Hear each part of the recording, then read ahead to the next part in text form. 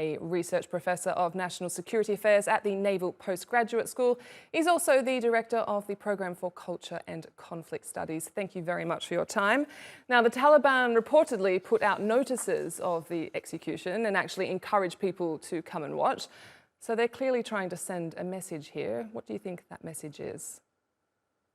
Well, I think that they're trying to institute their vision of Sharia law that they talked about for years.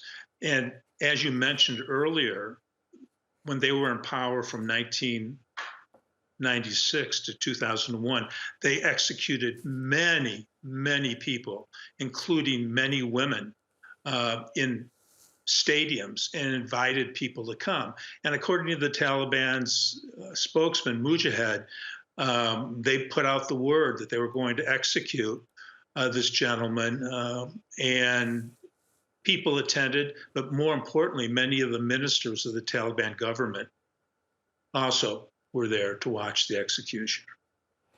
And as we mentioned, that lashings and stonings have been taking place. We know that women's rights and education is basically all but gone in the country. And now that these public executions are back, I'm wondering if things can get more extreme, if there's, where the Taliban are leading to. Well, they can always get more extreme. I mean, it's very difficult to predict what the Taliban plans are for the future. They've reinstituted what's known as the Committee for the Prevention of Vice and Promotion of Virtue. And these guys are Taliban that walk the streets and see if women's burqas are too high, showing their ankle, or a man's beard isn't 4 inches long, and they're punished. So they're not living up to any of the expectations that they suggested after soon taking power.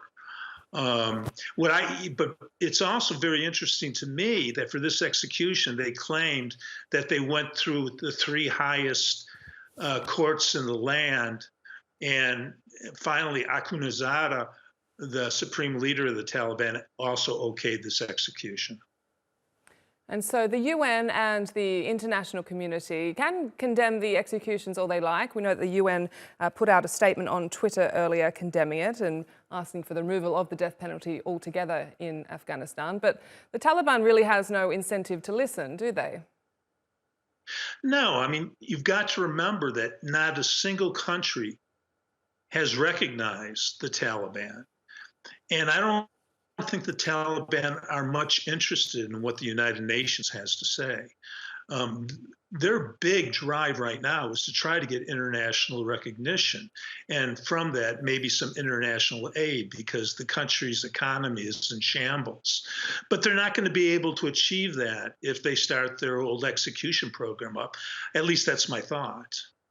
Okay. Thank you so much for your time and analysis. That's Thomas Johnson, a research professor of national security affairs. Thanks for your time.